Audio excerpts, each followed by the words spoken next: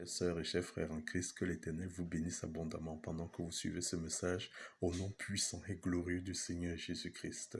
Aujourd'hui, nous rentrons dans le 4e chapitre de la série des enseignements dédiés à la vision. Dans le chapitre précédent, nous nous sommes intéressés à ce qu'il convient de faire à la lumière des Écritures pour découvrir le plan de Dieu pour notre vie.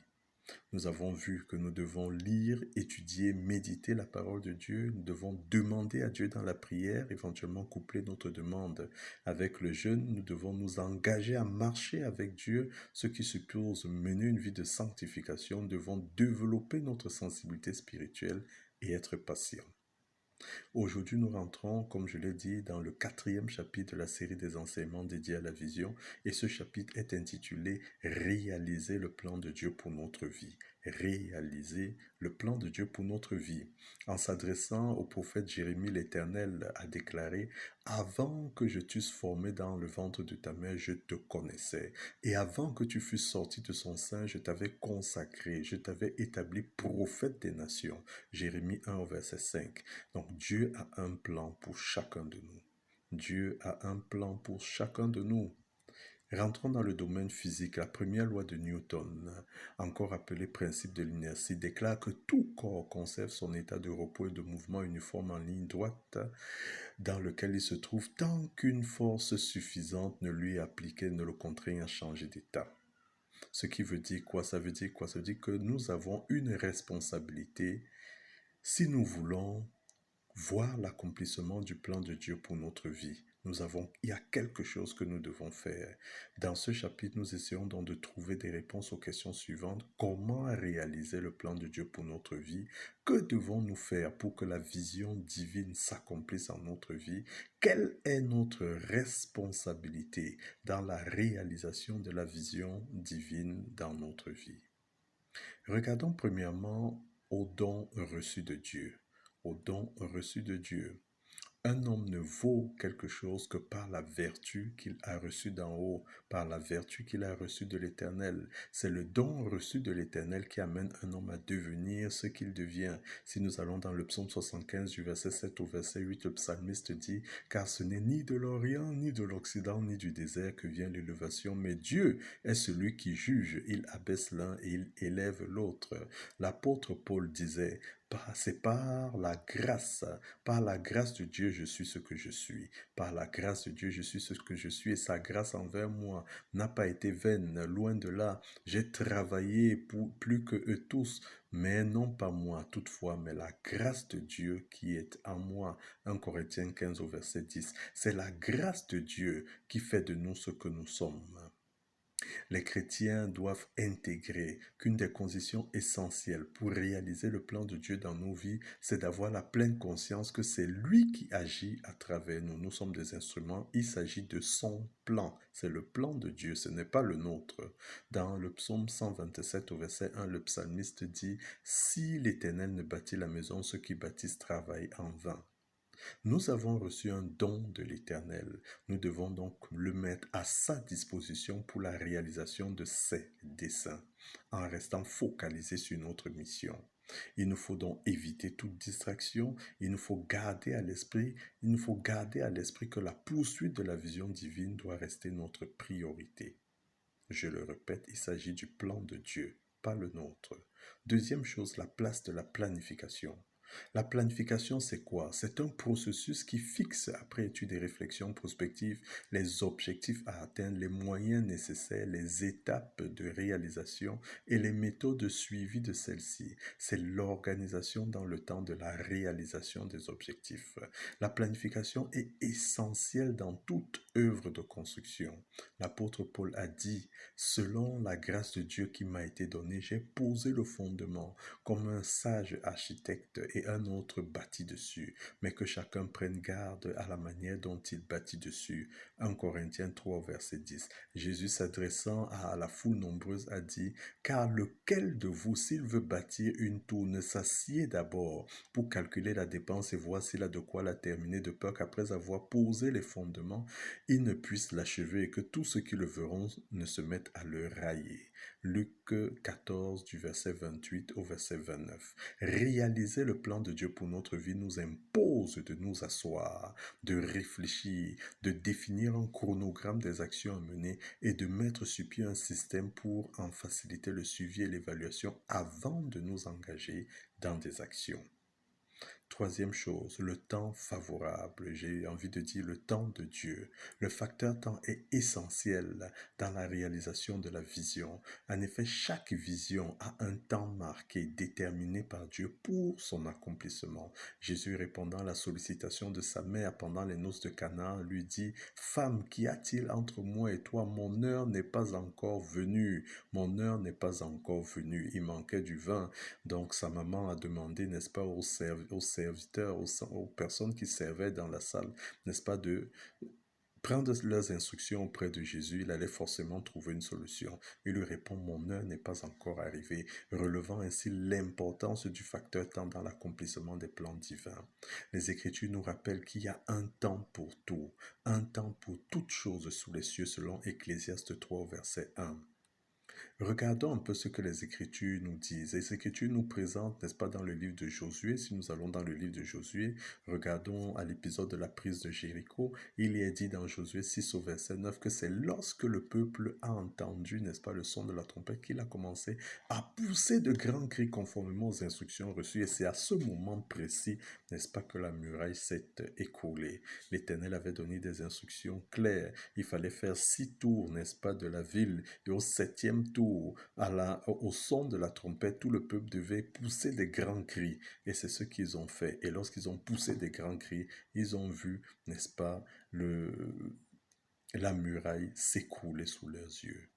Regardons dans le livre de Samuel, n'est-ce pas, pour n'avoir pas respecté le tamis de l'Éternel qui avait été communiqué par le prophète Samuel, pour avoir, n'est-ce pas, offert l'Holocauste avant l'arrivée du prophète, Saül a perdu son royaume. 1 Samuel 13, du verset 13 au verset 14. À ce passage, il est écrit: « Samuel dit à Saül, tu as agi en insensé. Tu n'as pas observé le commandement de l'Éternel ton Dieu, le commandement que l'Éternel ton Dieu t'avait donné. L'Éternel aurait affermi pour toujours ton règne sur Israël. Et maintenant,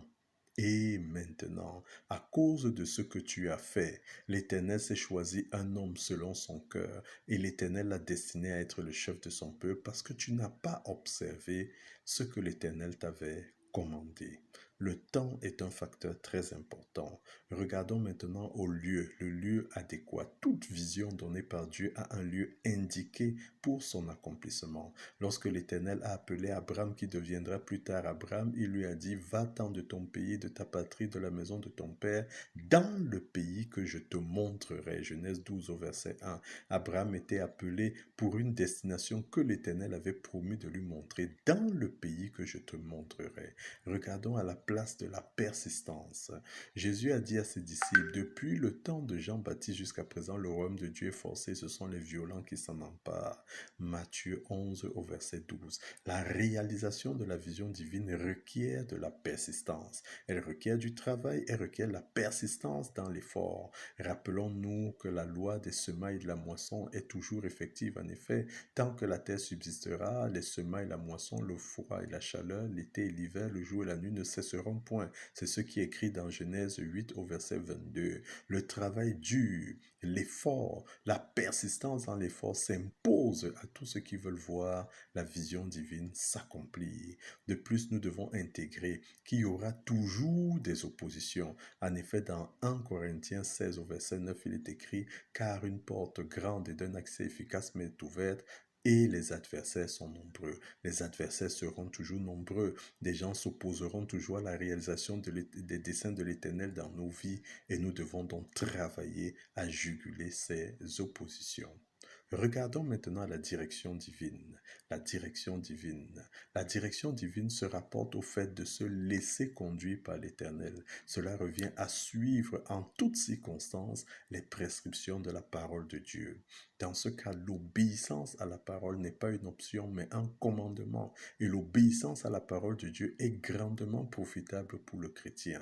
Nous nous intéressons ici, n'est-ce pas, aux bénéfices de la direction divine. Dans Deutéronome 28 au verset verset 1, il est écrit, « Si tu obéis à la voix de l'Éternel, ton Dieu, en observant, en mettant en pratique tous ces commandements que je te prescris aujourd'hui, l'Éternel, ton Dieu, te donnera la supériorité sur toutes les nations de la terre. » L'Éternel s'adressant au prophète Ésaïe a déclaré, « Moi, l'Éternel, ton Dieu, je t'instruis pour ton bien, je te conduis dans la voie que tu dois suivre. » Ésaïe 48 au verset 17. Regardons maintenant aux bénéfices de la direction divine. Quelques bénéfices de la direction divine. D'abord, la présence divine. Jésus lui-même s'adressant à ses disciples a dit, « Celui qui m'a envoyé est avec moi. Il ne m'a pas laissé seul. » Et pourquoi? Parce que je fais toujours ce qui lui est agréable. Jean 8 au verset 29. La présence de Dieu est effective lorsque nous accomplissons sa volonté. Ésaïe 45 verset 1 à 2. Il est écrit, « Ainsi parle l'Éternel à son oint, celui qu'il a oint, Cyrus, qu'il tient par la main pour terrasser les nations devant lui, pour relâcher la ceinture des rois, pour lui ouvrir les portes afin qu'elles ne soient plus fermées. Je marcherai devant toi, j'aplanirai les chemins montueux, je romprai les portes des reins, je briserai les verrous de fer. » Voilà ce que l'Éternel fait pour celui, n'est-ce pas, qui se tient à sa disposition pour accomplir ses desseins. Deuxième bénéfice, la protection divine. L'Éternel s'adressant à Moïse lui a dit, « Voici, j'envoie un ange devant toi pour te protéger en chemin et pour te faire arriver au lieu que j'ai préparé. Mais si tu écoutes sa voix et si tu fais tout ce que je te dirai, je serai l'ennemi de tes ennemis et l'adversaire de tes adversaires. Mon ange marchera devant toi et te conduira chez les Amoréens, les Hétiens, les Phérésiens, les Cananéens, les Éviens, les Jébusiens, et je les exterminerai. » Exode 23, versets 20, 22 et 23. La direction divine assure la protection de l'Éternel. Troisième bénéfice, l'aide divine. L'Éternel soutient l'exécution de son plan dans nos vies. En effet, lorsque nous nous engageons à réaliser le plan de Dieu dans nos vies, nous bénéficions de son aide.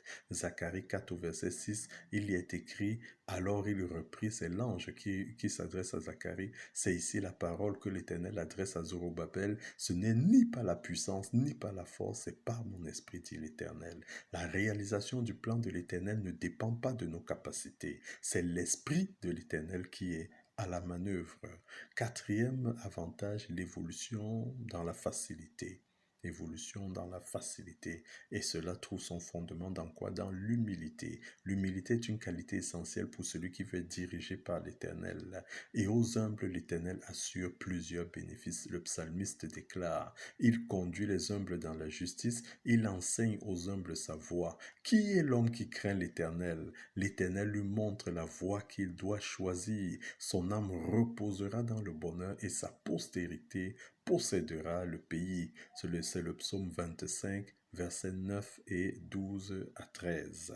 Que l'Éternel nous revête de puissance et nous accorde tout ce qu'il faut pour la pleine réalisation de ses desseins dans notre vie, au nom puissant et glorieux du Seigneur Jésus-Christ.